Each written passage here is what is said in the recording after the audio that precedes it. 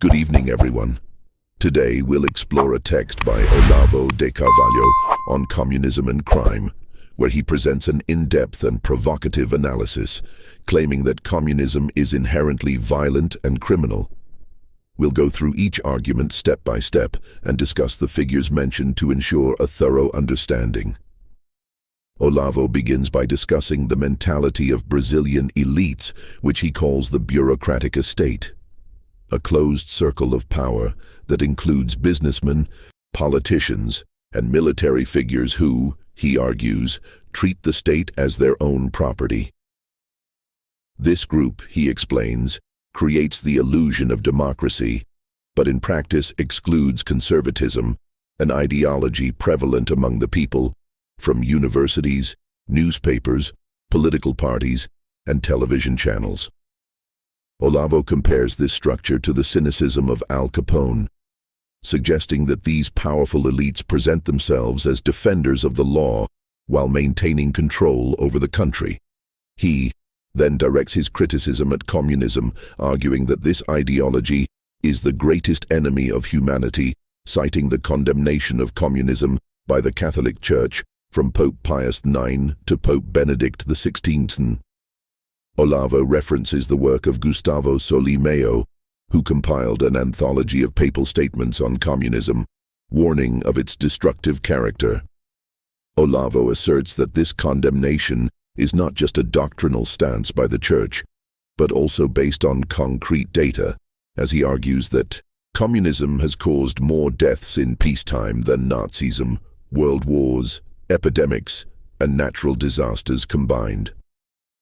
Olavo then introduces a connection between communism and Nazism. He claims that, far from being pure ideological opponents of Nazism, communists actually collaborated in the Nazi military buildup.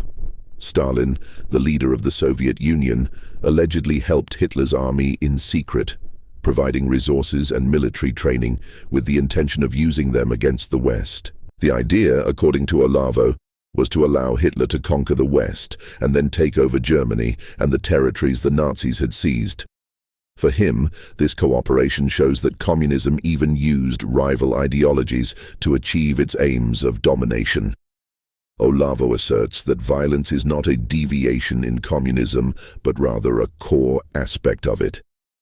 He claims that every communist leader, from Karl Marx to current members of the São Paulo Forum, has always advocated violence and even the murder of opponents.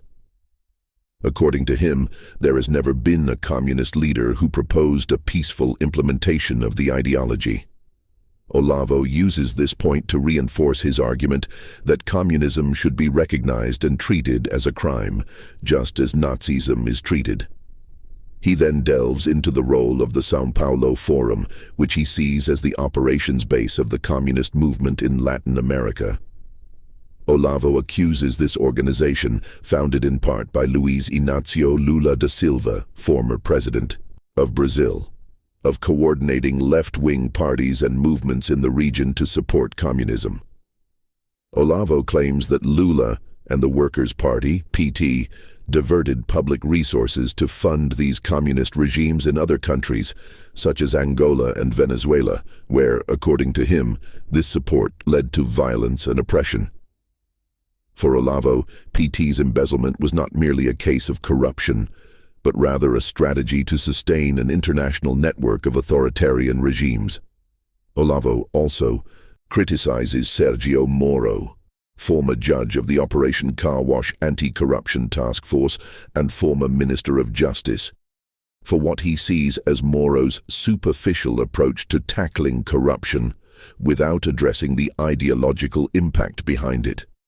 He argues that Moro, along with figures like Helio Bicudo and Miguel Reale Jr., who also fought corruption, focused only on the technical and legal aspects without realizing that this corruption was actually supporting communism.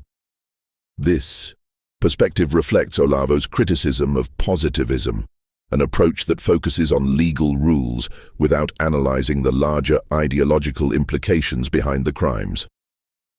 Fernando Henrique Cardoso, FHC, former president and sociologist, is described by Olavo as a major strategist of communism disguised as social democracy, applying the theory of Antonio Gramsci, an Italian Marxist intellectual. Gramsci believed that power should be taken through cultural institutions, such as schools, universities, and media, to build ideological hegemony. Olavo suggests that FHC uses this strategy to advance communism under the guise of social democracy, thereby weakening conservative and Christian influence in Brazilian society. According to Olavo, this strategy is fundamental for communism to infiltrate culture and politics without a direct violent revolution. Another part of Olavo's analysis explores what he calls the connection between communism and organized crime. He cites American journalist Claire Sterling, who wrote about how the Russian mafia is part of the Russian Communist Party and the KGB, acting in service of communist goals. Olavo claims that the Russian mafia united all the world's mafias under the leadership of the Communist Party, using organized crime to finance and sustain the communist movement. This further reinforces his view that communism is not only associated with crime, but directly operates as a criminal structure to achieve its goals. Olavo closes his text with a critical reflection on how communism is treated in Brazil and in many other countries, where it is regarded only as a political preference. He argues that this view ignores the violent and criminal nature of communism, and that it is shocking and obscene that the penal codes of so many countries treat communism leniently when, in his view, it should be considered a crime. Olavo concludes that fighting communism should go beyond corruption and reach the ideological and criminal roots that support it. In summary, Olavo de Carvalho's critique portrays communism not only as a political ideology, but as an inherently criminal movement inseparable from violence. He uses Brazilian political figures like Lula, Moro, and FHC, and ideological theories like those of Gramsci to defend his view that communism must be fought both in its practices and its essence to preserve democracy and Western values.